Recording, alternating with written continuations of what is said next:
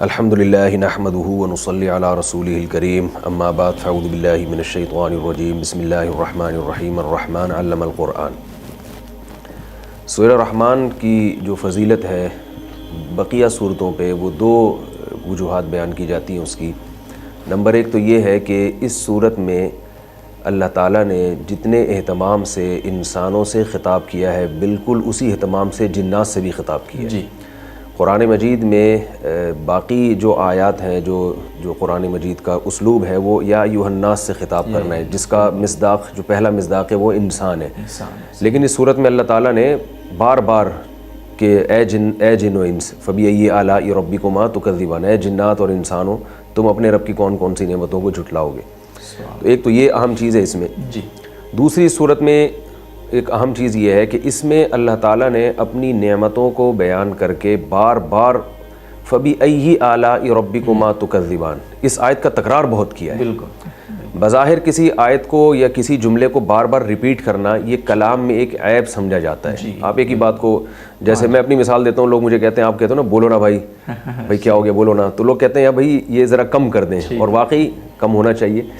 تو یعنی بار بار ایک بات کو تکرار کرنا یہ ایک عیب سمجھا جاتا ہے کلام میں، لیکن یہاں قرآن مجید میں فبأي آلاء ربكما تكذبان اس لفظ کو بار بار دہرایا گیا ہے، اس لیے کہ اس تکرار کے پیچھے ایک مقصد ہے۔ جب تکرار کا کوئی اہم مقصد ہوتا ہے تو پھر تکرار وہ کسی چیز کی اہمیت کو بیان کرنے کے لیے ہوتی ہے۔ تو اللہ نے اس صورت میں اتنی زیادہ نعمتوں کا تذکرہ کیا ہے، اپنی دنیاوی نعمتیں بھی، اخروی نعمتیں بھی، روحانی نعمتیں بھی، جسمانی نعمتیں بھی، یہ 4 قسم کی نعمتیں ہیں جس کا اس صورت میں بہت زیادہ تکرار کیا ہے۔ وہ ہم انشاءاللہ جیسے جیسے آیتیں چلیں گی تو بتائیں گے یہ جسمانی نعمت ہے، یہ روحانی، اس نعمت کا روح سے تعلق ہے، اس کا دنیا سے، اس کا آخرت سے۔ تو ہر نعمت کے بعد تم دونوں اپنے رب کی کون کون سی نعمتوں کو جھٹلاؤ گے، تو یہ انسان کو اندر سے جھنجھوڑ دیتی ہے یہ صورت، اگر کوئی اس کو سمجھ کے پڑھنا چاہے۔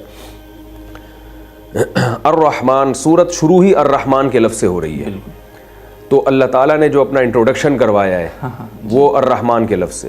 اس میں یہ بھی ایک ہمیں پیغام ملتا ہے کہ مذہب سے وحشت مت کرو، کیونکہ دین اللہ کا دین ہے۔ لوگ ڈرتے ہیں ہم دین کی طرف آ گئے تو پتہ نہیں ہمارے ساتھ کیا ہو جائے گا، تو فنڈامنٹلسٹ بن جائیں گے اور مختلف قسم کے تانے۔ تو اللہ نے بتایا کہ ہمیں ہر کام سے پہلے جو دعا سکھائی گئی ہے بسم اللہ الرحمن الرحیم، شروع اس اللہ کے نام سے جو بڑا مہربان نہایت رحم کرنے والا ہے۔ جب آپ کو ایک بات معلوم ہوتی ہے کہ آپ کی گورنمنٹ آپ کی عوام کے ساتھ خیر خواہ ہے، وہ ایسا قانون بنائے گی جس میں آپ کا فائدہ ہو، تو آپ پھر اس قانون کو دل و جان سے فالو کرتے ہیں۔ اور اگر آپ کو یہ پتہ چلے کہ آپ پر کوئی ایسا بادشاہ مسلط ہو گیا ہے جو ڈکٹیٹر ہے اور وہ اپنے مفاد سامنے رکھ کر وہ فیصلے کرے گا، تو پھر آپ اس قانون کو فالو نہیں کرتے۔ تو اللہ جہاں بھی اپنا انٹروڈکشن کرواتے ہیں تو رحمان کے لفظ کو ترجیح دیتے ہیں، یعنی اس لفظ کو زیادہ ہائی لائٹ کیا جاتا ہے۔ قل ادعوا اللہ او ادعوا الرحمن، جیسے کہ سورہ بنی اسرائیل میں ہے کہ اللہ کو اللہ کے نام سے پکارو یا رحمان کے نام سے پکارو، ایما تدعوا فلہ الاسماء الحسنی۔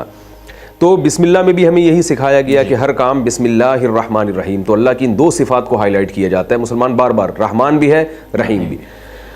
اس صورت کی ابتدا بھی الرحمن کے لفظ سے ہو رہی ہے، جس میں بتا دیا ہے کہ آگے اس میں اللہ اپنی رحمتوں کا تذکرہ کرے گا، گویا ایک قسم کا یہ دعویٰ ہے۔ بالکل۔ اور وہ رحمتیں کیا شروع ہو رہی ہیں؟ علم القرآن، سب سے بڑی رحمت اللہ نے بتائی کہ ہم نے تمہیں قرآن سکھایا۔ خلق الانسان، انسان کو پیدا کیا۔ حالانکہ دیکھیے پیدا انسان پہلے ہوا ہے، قرآن اس نے بعد میں سیکھا ہے۔ بالکل۔ تو بظاہر ہونا تو یوں چاہیے تھا کہ انسان کو پیدا پہلے کیا اور پھر قرآن سکھایا، جیسے کہ آگے علمہ البیان ہے، پیدا کیا تو پھر اسے بولنا سکھایا نا۔ تو لیکن یہاں قرآن کی نعمت کو مقدم اس لیے کیا کہ انسان کی جو وجہ فضیلت ہے وہ فضیلت کی وجہ اس کے ہاتھ پاؤں ناک کان آنکھ نہیں ہے، کیونکہ تخلیق تو جانوروں کی بھی ہو چکی تھی، تو نفس تخلیق انسان کی یہ کوئی انسان کی وجہ فضیلت نہیں ہے کہ اس ڈیزائن میں انسان کو بنایا گیا ہے، یہ کوئی وجہ فضیلت نہیں ہے۔ اصل وجہ فضیلت یہ ہے کہ انسان کے پاس براہ راست رب سے رہنمائی ہوتی ہے کہ وہ زندگی کیسے گزارے، اور جانوروں کو زندگی گزارنے کا اللہ تعالیٰ نے کوئی خاص طریقہ، ایسا طریقہ جو سیدھا راستہ کہلاتا وہ نہیں بتایا۔ ٹھیک ہے۔ احسن کل شیء خلقہ ثم ہدی، اس نے ایک نیچر کے راستے پہ جانوروں کو چلا تو دیا ہے مگر وہ ہمیشہ کے لیے اسی راستے پہ چل پڑے ہیں۔ اچھا اور برا نہیں ہوتا جانوروں میں، تو اللہ فرماتے ہیں انسان کو ہم نے بنایا تو اس کو ہم نے اچھا اور برا بھی سکھایا ہے، تو وہ اچھا اور برا ہمیں قرآن کے ذریعے سکھایا ہے۔ اس سے انسان جو اچھا ہے وہ اچھا بن جاتا ہے اور برا ہے وہ برا بن جاتا ہے۔ تو انسان کی وجہ فضیلت کیا ہے کہ وہ اللہ تعالیٰ سے رہنمائی لیتا ہے پیغمبروں کے ذریعے، آسمانی کتابوں کے ذریعے. اس لیے اس نعمت کو اللہ تعالیٰ نے اس صورت میں سب سے پہلے بیان کیا. خلق الانسان، جس نے انسان کو بنایا، علمہ البیان، اسے بولنا سکھایا. بیان، یہ صفت میں بھی انسان جانوروں سے ممتاز ہے. جانور اپنے دل کی بات کو اس طرح سے ڈیفائن نہیں کر سکتے جس طرح انسان کرتا ہے. ایک ہوتا ہے کلام اور ایک ہوتا ہے بیان.